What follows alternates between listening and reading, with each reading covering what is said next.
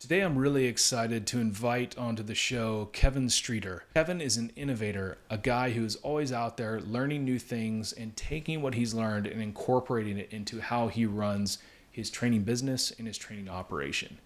And there's been a whole laundry list of features that Kevin has helped us build out and administrate. Things from like learning paths to our API to integrations with great vendors like CloudShare, you name it. And Kevin has been instrumental in shaping our strategy and teaching me a lot about how this industry works and how this industry should work. This is going to be a fantastic discussion. You're not going to want to miss it. And in addition to being a great customer and a visionary, Kevin is a true gentleman, and we were delighted to recently welcome him on board as the chair of our Administrate Customer Advisory Board. Kevin's going to do a great job on that already. He's holding us to task just like he did when he was a customer, and he's going to be fantastic over the next couple of years, driving the insights and the accountability that customers want from us, and taking that through and marshaling that towards a great outcome. So I know you're going to enjoy this conversation. I really enjoy talking with Kevin whenever I get the chance. And as always, if you've got any questions or comments, let us know.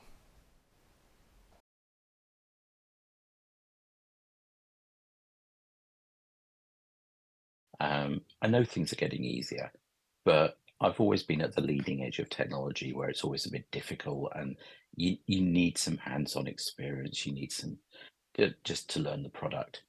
And that got me into technical training, I guess about 30 years ago now. And I learned a lot about it from Sunmax Systems. It was at the point one of the largest training providers in the world. It was also very forward thinking in terms of technology. We often used to say that something that Sun was creating as a product, the rest of the market would actually understand 15 to 20 years' time. Um, so we were very early into playing with things like SaaS and hosted platforms. And one of the things was around the training world and sort of training management as its own distinct thing, with its own tools and its own capabilities. So I sort of spent some time at Sun, probably about 12, 15 years doing that role, and then went to the Open University for a while and spent 4 years there. And the Open University in the UK is the largest distance learning university. Um, they deal with about 200,000 students concurrently. Um, Operating at that scale means you have to really think about how you do everything from content creation to how you deliver to just how you interact with everybody, but doing it at massive scale is just something that comes in the DNA with the Open University. So it took a huge amount of lessons from that, and then got the opportunity to go to a really small startup. That one of the co-founders was a former colleague of mine, and got the opportunity to sort of start from the ground up. It was a really good point to just sort of reflect on, okay, so what were the things that were important in those past roles? How could I take those into this new role with a new organization that wants to play in the enterprise space?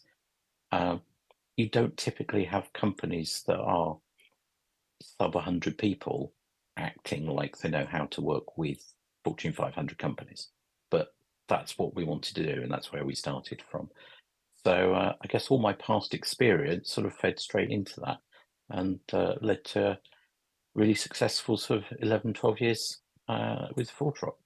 So, and obviously that's where I came across Administrator on that journey and got to know you, John, and the rest of the team. That's right. You're not supposed to have favorites with children or favorites with customers, but maybe since you're no longer a customer, we can admit to you're always one of our favorite teams to work with and partners. And I think the reason for that was there's a bunch of reasons actually, but going back to maybe the founding of ForgeRock, it was always a bit of a outlier company in terms of where it was founded, the relationship between the co-founders and how they all knew each other, and then also the software, where it came from, and then the fact that it was a very disciplined vision, like you said, let's start with enterprise, let's target only that and go for it.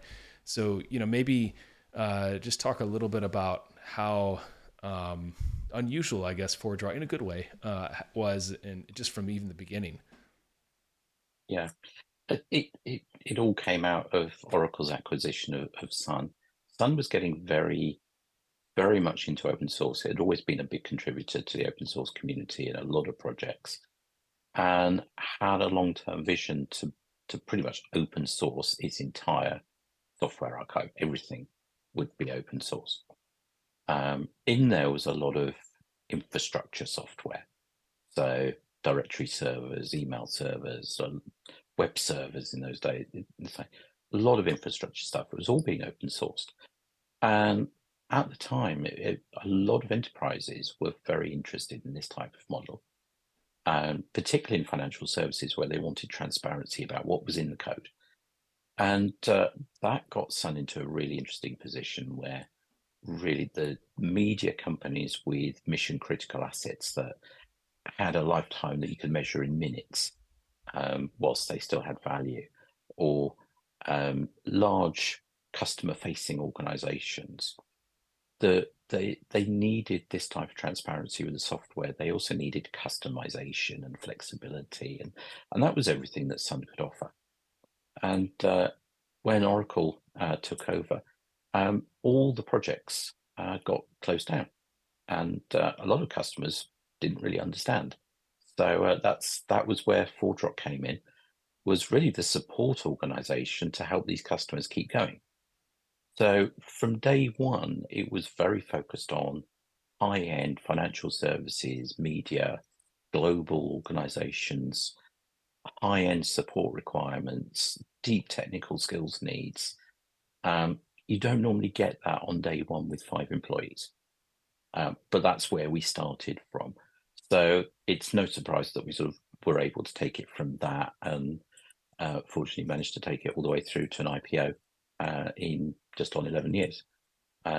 We started with that mindset, and Steve, who's one of the co-founders, always started with we started the company in 5 countries on day one. Who else does that? Unless you've got a clear vision about where you want to head, you don't do that sort of setup. But that's what we wanted to do. So I guess we all hit the ground running with experience from our respective areas in product, in technical support, in training, and just went, how can we build a global organization from the beginning?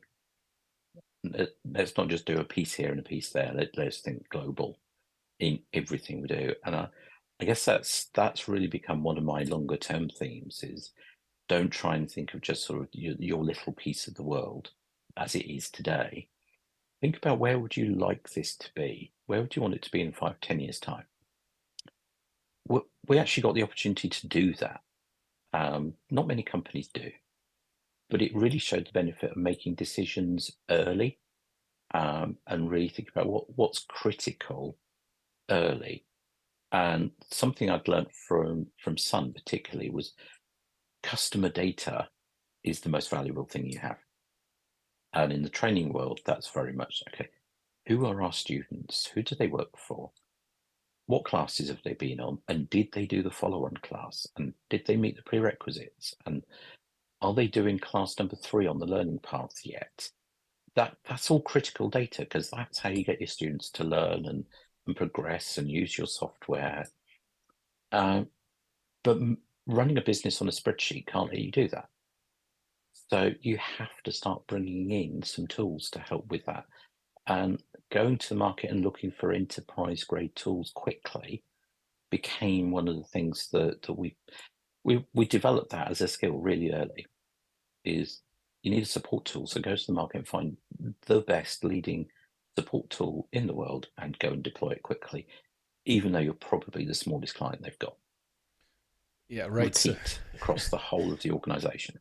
Yeah. And so you have this open source software company that has almost been founded in kind of the fires or the explosion that was left over from when Oracle pulled the plug on everybody. I'm mixing a lot of metaphors there, but you had customers that needed support. So and they needed the software to continue to work, even though it was open source. And so, it was very much, ForgeRock was originally a very much a classic traditional open source software company, wasn't it? Where you could download the products and start running them yourself today, and you could have the source code and all that.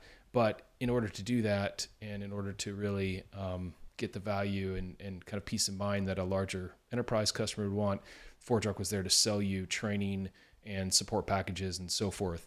And maybe just for folks that are tuning in, we're talking identity at a broad level, but originally the original product was single sign-on, wasn't it? It single sign-on and predominantly for large customer bases. So the core thing that we had, the directory, is scalable to multi-millions of users, which is something that Sun was always had as a strength. And we took that very much into ForgeRock. That if you're talking about a few hundred users, that's not really what we could help with. If you came to, we had some clients came very early and said, right, we've got sort of 30, 40 million users. Can you help us? And it was like, yeah, easy. That's what we can help you with. So we're very clear about where we could help, but also where we couldn't help. So we got to the right sort of customer profile very quickly, but their expectations were extremely high. They needed a full service global support team. They needed a global training organization. They needed a global project team. These are things you get from companies that are thousands of times bigger. But if you want to get into that market, as we did, it's what you have to put in place. So I guess my part of that was very much, I know what a training organization looks like at that. I know it from the commercial side with Sun Microsystems, where we were a massive training organization at the height of Java around the millennium. But also having seen the Open University and how they can handle just that scale of constant student requests and constant student learning. I can't think of anyone else that deals with 200,000 students concurrently. It's quite a unique thing to see close up. So a couple of really unique insights to bring in to this new organization. I guess at the time, the company had been running about 18 months, and everything was running on spreadsheets, and it was all being done manually. I was thinking, I don't have enough people to look after all of this. What task can I just get rid of quickly and pass to a tool or something to automate it? Because I'm not going to be able to hire fast enough to keep up with the demand. So that's really sort of where we ended up going into that sort of, okay, let's really think about where we want to be 5 to 10 years and build that and just go for it. And so you went out immediately and started looking for a learning management system, right? No? I went out almost immediately looking for a training management system. Right. So what's the difference? Because everybody's heard of an LMS. Very few people, Yeah. well, maybe increasing numbers today have heard of a TMS. But what was the key difference for you? Because that LMS hunt is the classic. That's what somebody without your experience necessarily would have gone for right away, isn't it? Yeah. So what I'd seen at Sun was Sun had built its own platform for running a training business, and it was right at the center of everything that happened. It's like there's a tool called Scholar, but what it did was it ran the classroom events, it ran the schedule, it did the invoicing, it did all the absolute essential business functions. And I sort of think of it as a sort of, you have an ERP to run a large corporate.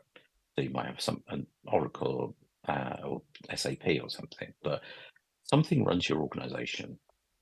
And I'd seen that, and it was the Scholar platform. The only problem with it was built in the era of monolithic on-premise software. So, okay, so I want something that's going to run my business, that is going to be the core business functionality that can just run everything day to day. But I also need it in the cloud. I need it as a SaaS provider. So, okay, right now, The student experience is less important now. Most LMSs, the learning management systems, are focused on student experience, online e-learning delivery, online tests, all the student-related things. I didn't need that to begin with. In fact, I didn't even go to market looking for an LMS. We didn't need one. We had classroom-based training with systems in a room. So we didn't need an LMS. What we needed was something to run the organization. So I went out to market looking specifically for a cloud-based training management system. Went to some exhibitions, and most people thought I was absolutely crazy because at that point, pretty much all the LMSs were hosted inside an organization. Cloud was still a very new thing.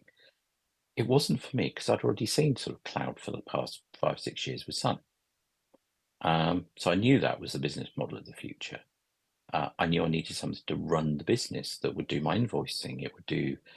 It would set up the labs. It would do all the functions that were needed. And eventually found 3 companies. One didn't really understand what SaaS was. To them, it was just their existing software that they put in the cloud and hoped nobody really noticed that they didn't properly understand what SaaS was. Another was a really early startup that just had the absolute basics, but was just nowhere. And I've never seen them since. And guess what? The third one was Administrate, and very rapidly got to talk to John within about a week of first contact, and went, "Yeah, actually, you're exactly what I was looking for. I wanted a training management system in the cloud, and I didn't actually think there was one." But it was coming in with those requirements up front, going, oh, and it had to have a good interface so that we could program to it and have a really strong API, and the team from Administrate was just going, yeah, we've done all that.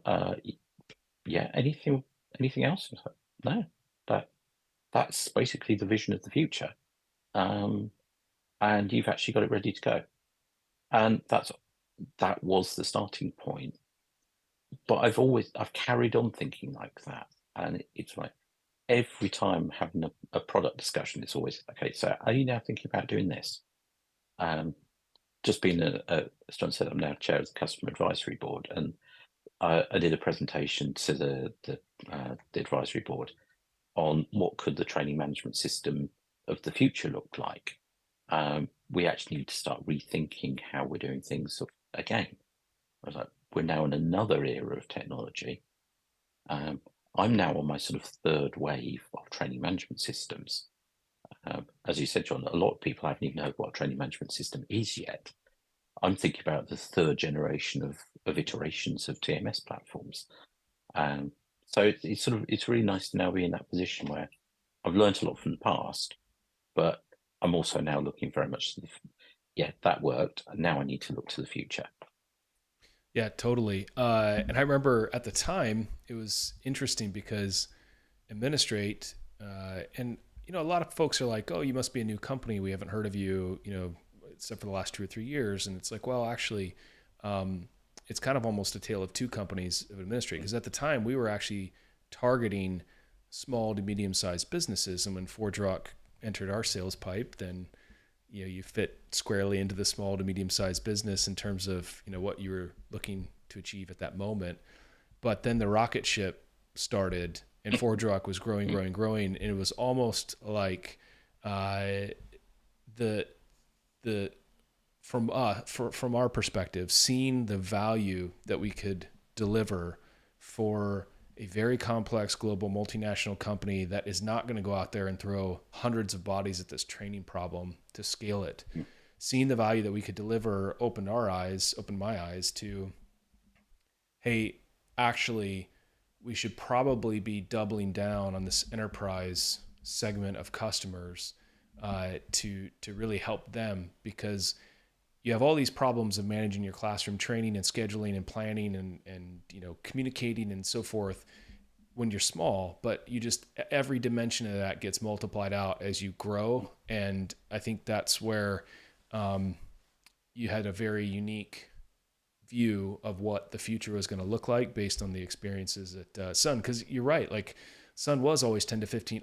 That almost killed Sun in some ways, right? Because they were talking about the network as the computer back when we Yeah, barely had networks, and yeah, it was almost like they were too far ahead. But that glimpse of what was to come was really interesting. yeah. I'm always, I think it's always interesting to me. So your remit initially was to build a high quality customer training program. And what would you say were the initial kind of main goals that you were trying to go for? Was it revenue? Was it customer onboarding and adoption? Was it retention? Was it all of those things from day one, or did that kind of shift over the years as things really got kind of dialed in? It did shift some degree over the years, but fundamentally, the core of any software business, and I would say when I joined, we were a software business. By the time I left, it was primarily a SaaS business. But when you've got software, the main thing is you need people to use it. And in infrastructure software, it's quite often complex. You've got to learn how it works and how it interacts with other platforms, and what it's capable of.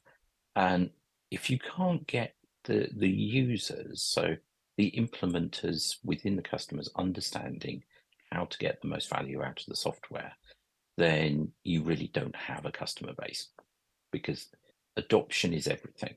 Um, I think I look at a lot of the cloud providers at the moment, everyone's just focused on adoption, adoption, adoption.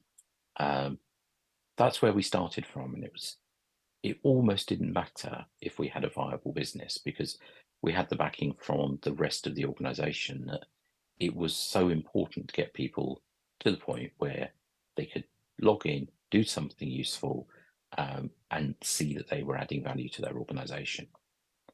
That's, to me, that's the right way to think about training. It's a value add that over time will change, as particularly we were dealing with technologies that were barely out of sort of standards creation. Um, so SAM will have been around a long time, but OAuth and OIDC technologies that were sort of barely out of being written. Um, a lot of what we were doing was teaching people what were these technologies actually useful for. How can they solve your business problems? And then, of course, our audience as trainers were primarily, okay, so you've sold us on the business value for this, but how do I actually make this happen? Um, and that's really where you have to have a training business that is just committed to showing people how to deliver that value. And that means you've got to be very robust with everything, how you create content, how you deliver it. Reach was a really important one for me. Uh, there's no point having a company that's predominantly got its engineering team in Europe, not being able to service a customer in, you know, Far East or South America. You had to have global scale rapidly. So that's where things like getting into having a channel delivery program, and not trying to deliver everything directly, but getting people in place all around the world, to get that out. Obviously, as a company goes through its evolution, we went through a number of funding rounds, got to the point of IPO. Things change. Compliance particularly comes in, and it reduces the degree of innovation that you can do, but you're actually dealing with far larger numbers of customers, and far more. You're more critical to the ecosystem of a lot of organisations, and at that point, you do have to adjust to a degree. Um, but for me, it was you should never lose the principle of you're there to enable the software, um, even if that puts the training business out of business. As long as the software is being used, that's what we're there to do. Yeah, and isn't it the irony though that if you do a good job on that maybe primary or first mission, the money tends to come after it, you know, in, Yeah, in a surprising way. I mean, we found that at yeah, Administrate, we actually talk about it a lot. It's like one of the biggest mistakes we made at Administrate was we didn't start a customer training program really in earnest. And we had some e-learning here and there, but we didn't have a really focused, what we call Administrate University program until about 3 or 4 years ago. And I think the most surprising thing about it was just how effective it was on the one hand. And this is crazy because this is like what we do, right? Is to support training teams. So even we were surprised when it was staring us in the face. And then the second surprise, I think, was how quickly it broke even as a business unit, and how folks were just super willing to pay for training, and it just, it's always a scary thing. I was with a prospect just last week, and they were saying, well, our training's not very good, and all of our competitors give it away, and so we give it away. And I was like, well, you should really think about charging for it, and it's scary, but it'll deliver for you in ways that are probably surprising if you really knuckle down and do a good job. Yeah, and it was one of the things we did was a lot of our competitors were doing free training, giving it away, and actually what we need to deliver is comprehensive training that covers the things you need to know. And even if that has a fee attached, exactly what you're saying, John, it's like it's really important to deliver exactly what's needed rather than compromise. A lot of, particularly in the vendor space, a lot of people compromise on some, yeah, we need to do this really easily because we haven't got many staff. Well, my approach has always been, yeah, find tools to deal with your staffing issues. It's like that's exactly where Administrate came in. It saved me having to hire a lot of administrative people. Spending the money on the software was a great alternative because it let us scale. That meant that we could really focus on investing in content development and building out the content team. Well, the more content you've got and the more in depth it is, the more likely you're going to get adoption of the software. So some of the measures that some organizations take, just go, we can just put a video out and that's enough. Well, it's not really, because it's the hands-on that's important, particularly with infrastructure software. You need the experience. You need to know you can go and put this into practice back in the workplace with the project you're working on as soon as you leave the classroom. And that is really something I took from the Open University as well, is without that application, learning is just watching a video, watching something else on YouTube. Until you've tried it, you don't know if you're any good at it. So just having things like that at the center, I was like, focus on the content, don't focus on hiring people that aren't adding a lot of value to the organization. And then you can really get focused on your core objectives. Yeah. And I mean, and I've got to say, sorry, go for it. I was going to say, I've got to say, over the years, what was really interesting is I barely changed the strategy for 11 years. It scaled, and it scaled from a small startup to, say, to the IPO and beyond. So that's quite hard to do, but I was very pleased with that as the outcome. Yeah, I think it's such an interesting comment too, because we're familiar with some of your competitors and their training programs, and they were, like you said, they were just very we're not throwing stones or anything, but it was not an operation that was heavily invested in, and it was almost like ForgeRock then almost became a moat of sorts, because it was just compounding year after year. The more content you would deliver and the more positive experiences that folks would get and so forth, it just widened the gap continuously. So that was really interesting to see. And like I said, we probably should have cottoned onto that a little bit earlier, because we had a front row seat. Try to give you clues occasionally. Yeah, but we got there in the end. But I think another thing that was really interesting for us, and we talk about that all the time, right? Which is scaling training is it actually gets worse the bigger you get. You don't get any economies of scale. It actually, large companies are significantly less efficient in the delivery of training on a dollar for dollar basis, but also a person for person basis in terms of what they need to do that. So like it gets worse the bigger you get, unlike maybe what you would traditionally expect. And so we talk about that all the time. And ForgeRock is this amazing case study because I think there were 3 or 4 people when you came on board when the company was very young, and there were maybe 5 or 6 people down the line at the IPO level and beyond. And so it was a small, high performing team. So that people question stayed the same the entire time.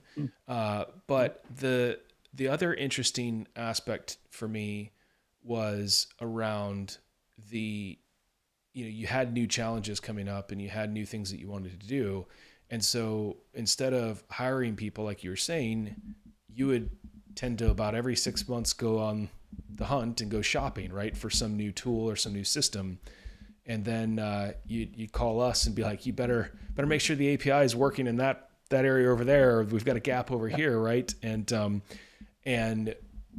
you were very, very disciplined about knitting all of this stuff together. And I thought maybe you could talk a little bit about that.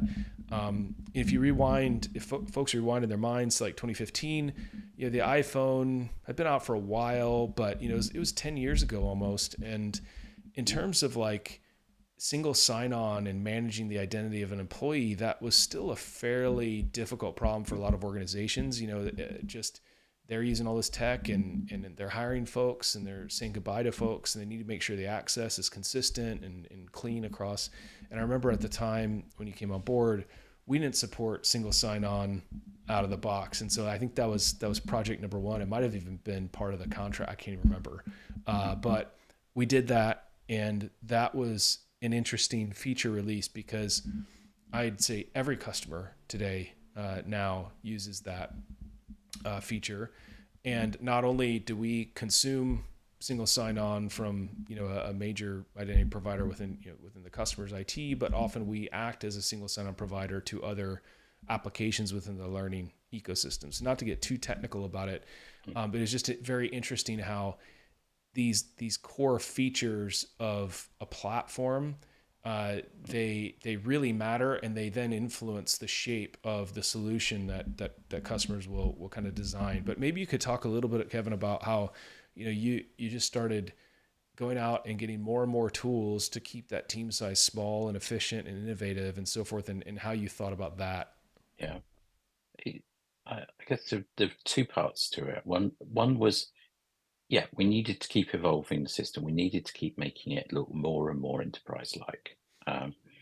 So particularly digital badges came in, and quite a lot of large vendors were looking at badges and starting to issue them. I was thinking, okay, we need to get into this quickly. But I guess it goes back to my technical roots. I'm a computer scientist by background, and the one thing you try and focus on is not re-entering data. It's making sure that you get one central pool of data and you share it around all the systems that you're using. And that's right, been at the core of everything that I've been thinking with tools is like, okay, so how can this integrate with the data I've already got? How can I make this data transfer to this new platform easily? How can I use that to then trigger doing some tasks that would otherwise need people to do them? So it was always a vision of sort of enter the student information once and never rekey it, and make sure it gets shared to every integration point that you've got. And I think as you're saying, John, it's over time it became easier and easier that actually it's a genuine hub and spoke model. It's like you've got Administrate at the hub, you've got all your data in one place, you know everything about the student, about their journey with your organization, the classes they're doing. So you just integrate in things like badging and certification and learning platforms and anything that you want to add, virtual labs, you just integrate. So you have this, I used to have a diagram where I had Administrate in the center and everything else was connected to it. They could all share data across each platform as well because they were using the same data model. That's just a nice, easy way of creating unified platforms that are easy for the learner. The thing that makes it all work is obviously the single sign-on and sort of identity because every system needs to know who the user is. Um, but a couple of things together, and you can make a really nice unified platform. Which again is what I'm now looking at. Sort of, what does that look like in the future when identity isn't a standalone thing? It's just a service. You just use it. It in some ways to have the thing sort of the internet as a dial tone. Um, Identity is now a dial tone. You just have it. Um, what else do we need? Okay, so we need to make sure we've got a central data store and a common way of describing what's going on. So sort of looking for technologies now that are going to take us forward in that space. And there's some nice, interesting ones around. But it's always don't re-enter data into a system. Just make sure it moves around fluidly. And then you can scale quickly. Yeah, and so you were very quick to construct kind of this ecosystem that was the learning tools and so forth that your team and learners interface with day in and day out. And it was things like surveys, and it was things like virtual labs, like you mentioned, and a whole bunch of other stuff, and Yeah. learner experiences and so forth. Um, and that was that was interesting in a couple of ways, I think. So the first was because you had a platform that you had everything connected with, that gave you the freedom to experiment with new tools or swap a tool Mm. out as ForgeRock kind of broke Yeah. through various barriers. Because remember, you started with the labs originally were like AWS images that you managed yourself, and Yeah. then Yeah. you were like, oh, this is a nightmare at scale, and so you went to CloudShare, which is a great partner of ours, and they have some phenomenal tech and so forth. And so that was kind of the learner ecosystem piece. But then you kind of, and I think there's still very early on in many people's thinking, although it's becoming more common. But you then said, all right, I've got my learner ecosystem or my learning ecosystem sorted, but I want to bridge back to the company and make sure that it's not this island that's disconnected off the way. And so that was when you were like, we got to get this thing, we got to get Administrate integrated with Salesforce. And I was like, what? Okay, and Kevin can be very persuasive, by the Yeah. way, which is why he's now chairman of our advisory board, because he's like, look, we got to make sure stuff still keeps happening now, even though you've left ForgeRock. But maybe talk through like, why is that so important to make sure that not only do you have everything hooked up in your own kind of backyard, if you will, but in the learning environment, but also hooked into the mainline business? It's, so I guess training is always treated as a bit of a standalone operation. Um, Particularly, I've largely worked in the vendor space, and you always have training as a nice island. Most of it is because the rest of the business just can't get their hands on the data. They don't understand what you're doing. So it's being a good corporate citizen and saying, okay, right from the beginning, I was always thinking, okay, we need to make sure we're deeply embedded in how finance works. So let's follow the finance rules for doing invoicing. Let's actually use their systems to do invoicing. Let's integrate. Um, Now, obviously, Administrate had some of that in the platform. We sort of needed to extend it, uh, but you also need to be flexible because organisations change their tools all the time. Um, Actually, as you mentioned, John, pretty much every piece of the training infrastructure has been substituted at some point. Yeah. Um, I think the stickiest piece of software of all has been Administrate. Everything else has been substituted at some point, and you have to have that flexibility that if something new comes along, you think actually that helps service the customer better than before, you've got to be able to integrate it and migrate, um, so that you've got the student at the front. You think about what their experience is like, and you change the technology to match it, which is why you've got one common central hub, and everything else should be replaceable. Um, that then allows you to have that sort of, okay, the organization can change its finance system. I went through, I think, 3 different finance systems. And at We just least two changed how we different ways connected to them. of accounting for the training, right? because Oh, RevRec became a yeah, huge thing. And I mean, it's not yeah. even just the system, We it's the way of using the system. Yeah, we had one way which was based on European standards, and then we had to shift to a US standard, and then the US standards changed to the European standards. You've got to have that flexibility.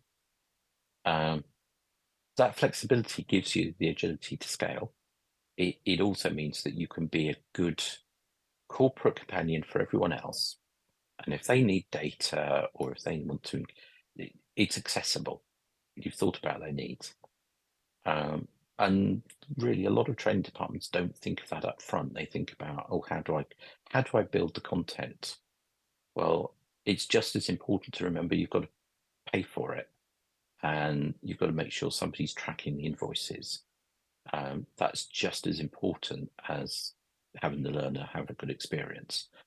That was really where I came into ForgeRock. Was there there was a training program, and they hadn't actually issued an invoice, I think, for the best part of a year. So there was no money coming in. It was like, well, how do we interface with everybody else? Well, we don't know what they need.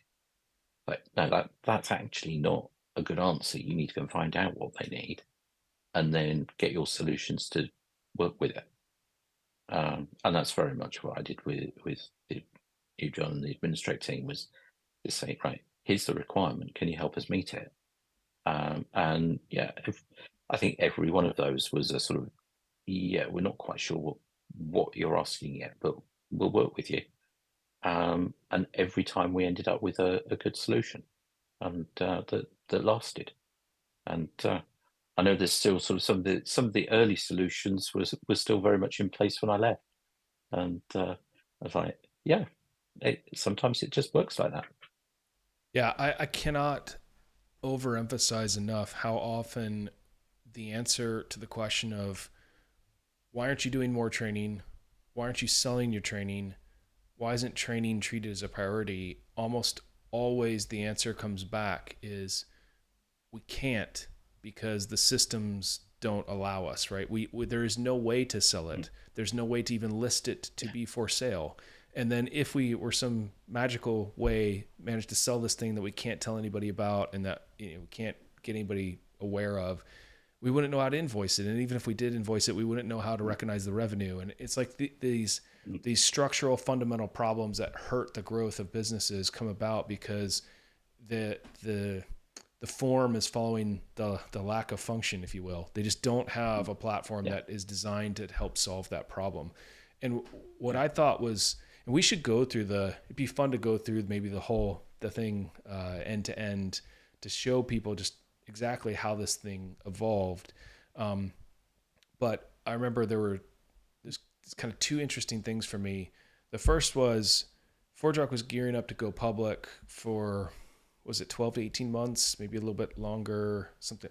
a bit longer than that, Yeah. but yeah, it takes It's, quite a long time. so, so there was a lot of stuff that needed to be changed and so forth in some ways. And ForgeRock is becoming a big company and very successful. But I remember in the filing documents for the SEC, there was I think you told me this, that they had to list all your systems that had critical business information and so forth. And Administrate was the second largest repository of data within ForgeRock, Yeah, which at the time really shocked me.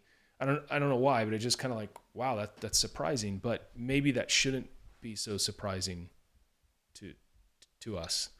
no, it was because the rest of the business deals with Fortune 500 corporates with a small number of contacts in each one, doing a very focused project.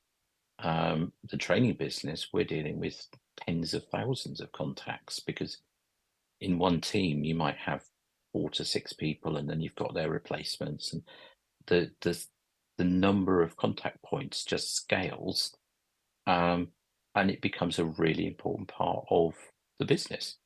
Um, Getting that structured early paid back dividends over and over again.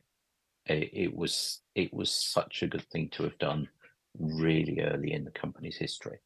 Um, we had our data in one place. We knew where all our records were. When we needed to do GDPR compliance, everything was ready to go. Okay, it's not perfect. None of the systems were ever perfect, but we knew where the data was and we knew where the interface points were. Um, so, and I guess that came from some of our experience of having worked in public companies before. We could see what might be on the horizon 10, 15 years out. So you start thinking about it. You go, right. So if we're going to be audited by a large external agency pre-IPO, what's that going to look like? What data do we need to capture? Well, there's things like attendance records were really important. Mm. So we need to make sure attendance is tracked properly. When you're a 100-person company with a couple of courses, you don't think of those things normally. But it's important to get these things done early. And then when the questions do arise, you just go, oh yeah, the answer's here. We've already, and that really took us all the way through. So we knew we were the second largest database in the company at the point. We knew we had the most individual contacts. We knew our supply chain had been through ISO 27001. Again, could see that was going to become a requirement in the future. We put you through some hoops, but came through them all. Yeah. Hopefully it's been a good partnership because it's done you good as well. Um, It's been fantastic. I mean, I cannot overstate how um, how things that seemed. So my background is I had a healthcare technology company before Administrate, right? And so we were always really, our goal was to shape the company's operations and, tech development and so forth, and kind of adhere to best practice, just because I've been through that in the healthcare space and so forth.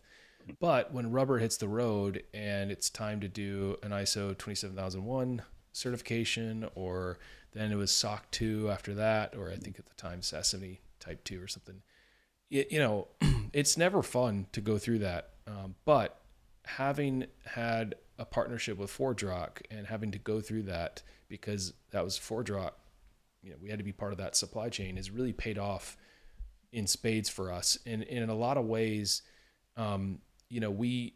we can punch above our weight for the size of company we are. We have government customers, we have financial sector customers, we have healthcare customers, and very, very stringent data requirements and so forth. And it's been really nice to not have to worry about that when we're talking to folks. And that's for us, what I really love about, you take our top 30 or 40 customers, many of whom were at a meetup that happened here in Edinburgh about 4 or 5 weeks ago. It was like we had perfect weather. It was a miracle. But and many of them will be joining our kind of newly formed customer advisory board, and we'll have Kevin talk about that probably at a later episode. But what I really love about the relationships that we're building with these customers and the partnerships we have is almost every one of them kind of has a little piece of Administrate that they could put their name against, or their logo against, or sometimes it's maybe 2 or 3 logos against that, and say, they needed that.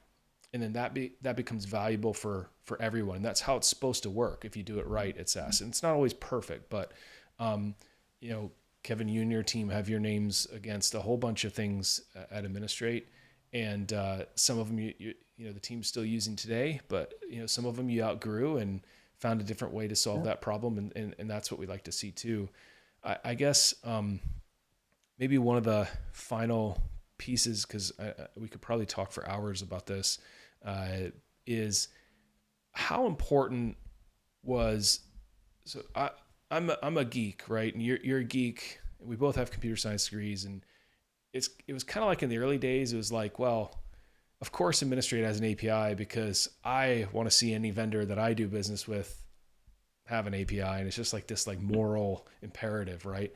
But in 2015, 2016, and it was actually mid 2016, and it was kind of us looking ahead to where you were going and driving your team, we really said we need to get serious about this and become an API first company and platform.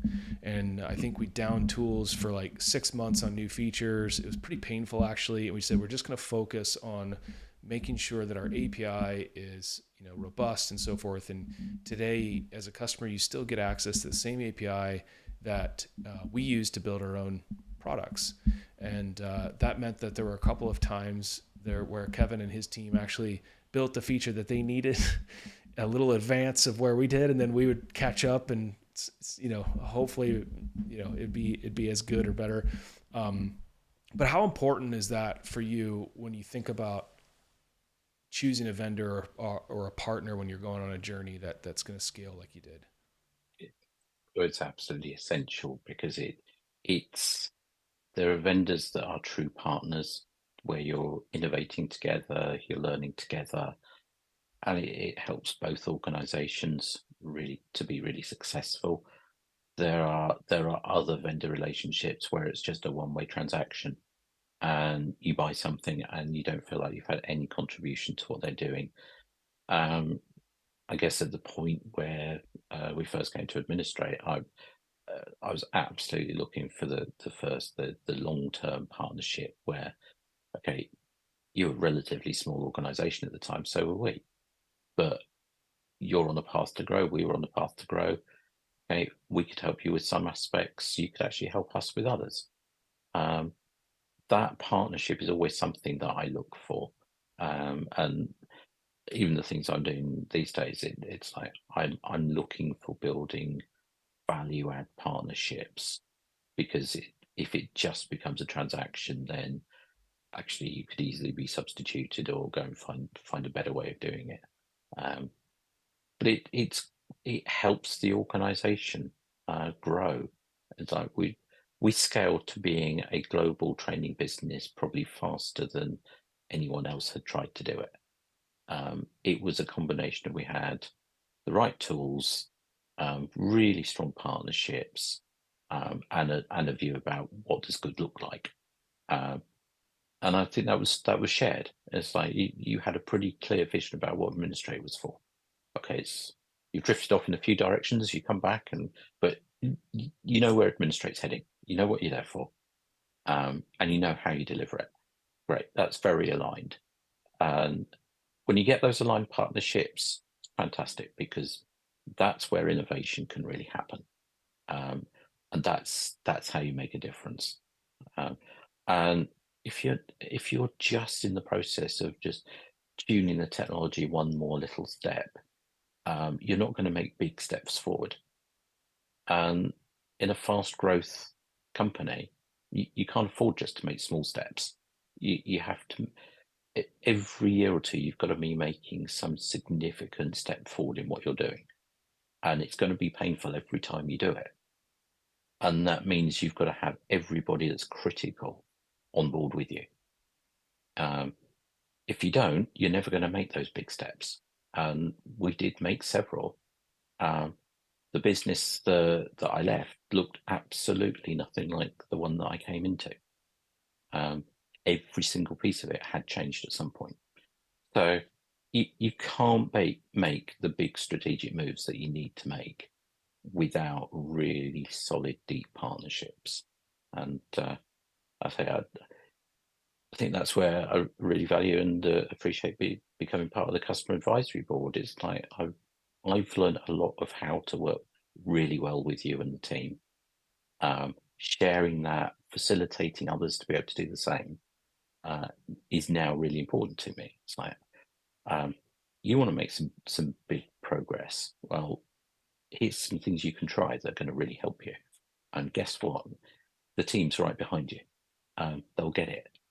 Don't be afraid of sort of asking for the things that you've been told no several times. If it's the right thing, just keep going back because eventually, it will get listened to, and you will make that big step forward together. Yeah, I think one of the most satisfying things for me look back over the last 10 years that we've been working together, Kevin, as partners, was again at that customer summit that we had, customer meetup, customer summit. I can't remember the technical term, but we had a customer of ours, CDW, come and present their journey, and it was almost a carbon copy of the journey that ForgeRock and you went on and kind of blazed over a 7, 8, 9, 10 year period. But they had done it in about 9 months. And actually they were frustrated that it took them that long because they felt like their internal, you know, processes and stuff slowed them down a little bit. And like when you sitting there in the audience, you know, I kind of knew the general topic, and you know, I was familiar with this, but it really hits home that, you know, the work that you did, Kevin, and your team in terms of helping us blaze that trail. I mean, cut time to value down by an order of magnitude. Actually 2 orders of magnitude, right? 10 years to 9 months. That's incredible.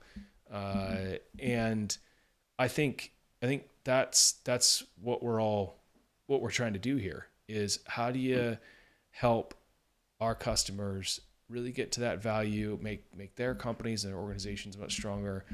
And I think somebody in the audience asked the question, said, well, you know, you're at this size today, where do you think you can get to? And the answer was that they were shooting for 100 times the revenue, and they think they can get there in 3 to 4 years. And I mean, that is like an insane amount of growth. And it's, so I think you've got a lot to feel proud of. And it's because of that kind of thinking that you've put the time into, you've been living this and breathing this and thinking about this for a long time.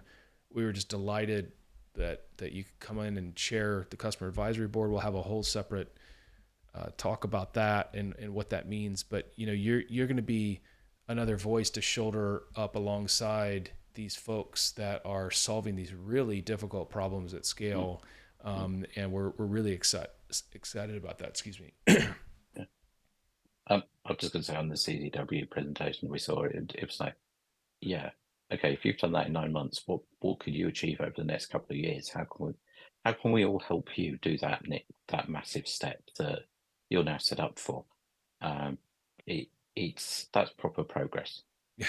And the guy was relaxed and happy and, you know, and so forth. And we weren't always relaxed and happy, were we, Kevin, along the way?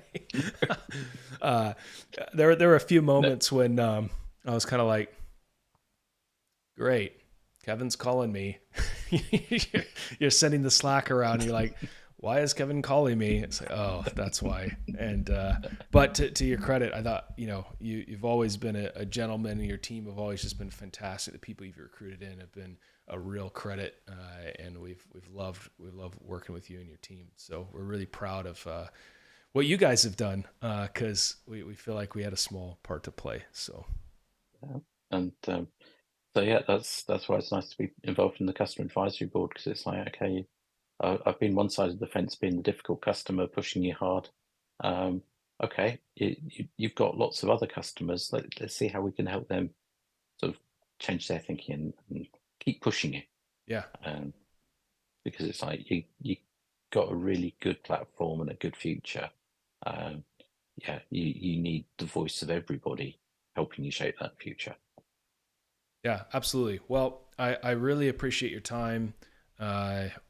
If you've been watching, you know, do get in touch with us, Kevin or I. We're both on LinkedIn. We'll be back and we'll be doing more of these. Let us know topics that you might want to learn more about, have deeper dives. I mean, there's so many things we could go through. And I think we're actually gonna have Leonie come on, Kevin, to talk a little bit about her journey. Leonie is kind of taken over for Kevin at the now merged Ping and ForgeRock entity, which I think is Ping, the brand. And so there's just a lot to learn from this, and we're excited for the future. So thanks so much for coming on, Kevin, and we'll be in touch, and we'll see you soon.